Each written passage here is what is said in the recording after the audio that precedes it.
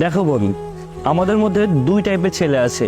এই দুই টাইপের ছেলের মধ্যে কে তোমাকে ভালোবাসে আর কে তোমার সাথে টাইম পাস করতে আসে, এইটা তুমি কিভাবে বুঝবা? দেখো, আমি বলি, যে তোমাকে ভালোবাসেই না সে তোমার কোনো কিছুতেই বেশি একটা আগ্রহ দেখাবে না। তারা ভাবে যে ও কিছু করলেও আমার কি, আবার না করলেও আমার কি। ওরা জাস্ট তোমাকে কিছু বলবে না। তুমি আছো নাকি নাই, তুমি বেঁচে আছো নাকি মারা গিয়েছো, কোনো কিছুতেই না তাদের কোনো যাই আসে না।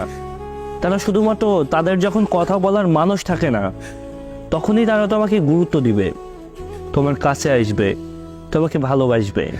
তার যতটুকু সময় নেওয়ার দরকার ততটুকু সময় তোমার কাছ থেকে নিয়ে একটা পর্যায়ে গিয়ে দেখবে সে তোমাকে খুব নির্মমভাবে কষ্ট দিয়ে ছেড়ে দিবে। আর এক ধরনের ছেলে আছে, মানে যে তোমাকে সত্যিকারের অর্থে ভালোবাসবে, সে তোমার সব কিছুতেই না আপত্তি দেখাবে, এইটা করা যাবে না সেইটা করা যাবে না, সব কিছুতেই সন্দেহ করবে, যেটা তোমার জন্য সঠিক নয় সেটা করতে দিবে না। তারপর তুমি না শুনলে তোমাকে বকা দিবে, শাসন করবে। আবার সেই মানুষটাই দিন শেষে তোমাকে বুকে টেনে নিবে, কারণ সেই ছেলেগুলোই জানে যে দুনিয়ার মানুষগুলো ঠিক কেমন টাইপের হয়।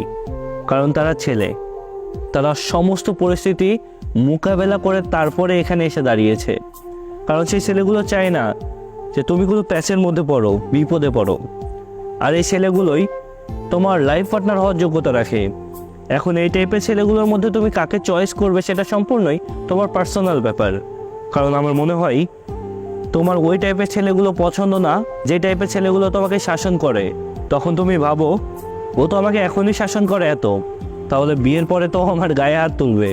কিন্তু তুমি যখন তার কথাগুলো না শুনবে, যখন তুমি কোনো বিপদে পড়বা, তখন তুমি ঠিকই উপলব্ধি করতে পারবা যে তার শাসনটা তোমার জীবনে কত বেশি গুরুত্বপূর্ণ ছিল।